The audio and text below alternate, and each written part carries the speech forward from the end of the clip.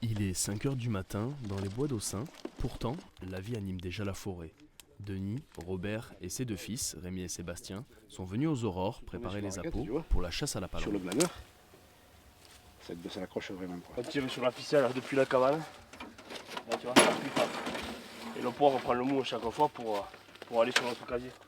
Ces chasseurs de toujours utilisent des pigeons et palombes pour attirer les palombes sauvages autour du point de tir. Ces appâts où sont placés les volatiles apprivoisés vont simuler l'atterrissage et le décollage d'un oiseau et ainsi rassurer les espèces sauvages pour mieux les inciter à se poser. On est bien là. En place de la palombière, à près de 9 mètres de hauteur, nos chasseurs terminent les préparatifs et sont fin prêts pour la chasse à la palombe.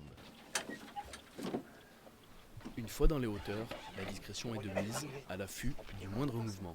L'œil vif et aguerri, rien n'échappe aux chasseurs. Fusils superposés, juxtaposés et canardiers, c'est un véritable arsenal dont sont équipés les chasseurs aussinois. Cette chasse complexe nécessite de l'équipement, de la technique, mais surtout de la patience. Malgré tous ces facteurs, la réussite n'est pas assurée. Oui, on n'est jamais sûr de quoi que ce soit de toute façon quand ça vient. Quoi. Si on pose, si on va voir, si on va en prendre ou pas, voilà. Et on a des caisses d'envol qui sont relativement assez loin et suivant l'axe des palombes, elles sont disposées de façon à faire venir les palombes, axer les palombes sur la cabane. Quoi. C'est grâce à un système de câbles motorisés que Robert active ses appâts à distance reliés depuis la cabane. Installés autour de la structure, ces équipements quadrillent la zone pour abattre au mieux les palombes vers eux. Le système d'appât, on appelle ça nous un téléphérique.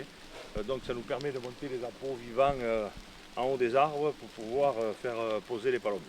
Tout est relié à la cabane pour qu'on puisse les actionner depuis la palombière, c'est-à-dire les faire remonter et descendre.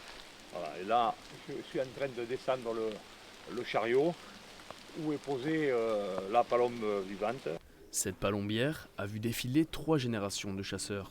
Étalée sur 2 niveaux, cette cabane possède sa propre volière pour habituer les pigeons à revenir et ainsi attirer les palombes sauvages. Le dernier étage, lui, est composé d'une petite cuisine et du point de tir. Fabriqué en 1967.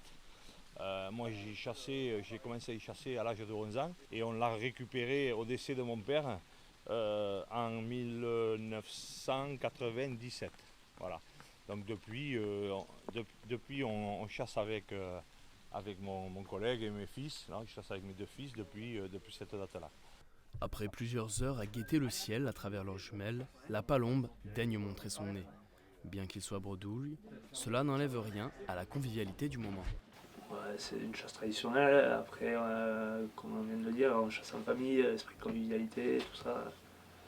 C'est ça que j'apprécie, quoi. Et puis après, de voir les oiseaux, de pas savoir qu'est-ce qui va se passer le lendemain, comment voilà, les attendre, puis voir le premier vol. C'est un virus qu'on a, quoi. Il est maintenant l'heure de casser la croûte. Au menu, jambon de pays maison, lentilles, saucisses, épinaux, le vrai repas du chasseur. C'est alors qu'un groupe de palombes apparaît et il faut faire vite. 1, 2. Il y en avait quoi? Malheureusement, elles seront trop rapides pour les chasseurs, sonnant la fin de la journée, sans pour autant leur gâcher le plaisir. Il est donc l'heure de détacher les oiseaux et les ranger, remballer le matériel pour reprendre dès demain un rituel qui perdurera tous les jours jusqu'en novembre, date de la fin de la chasse.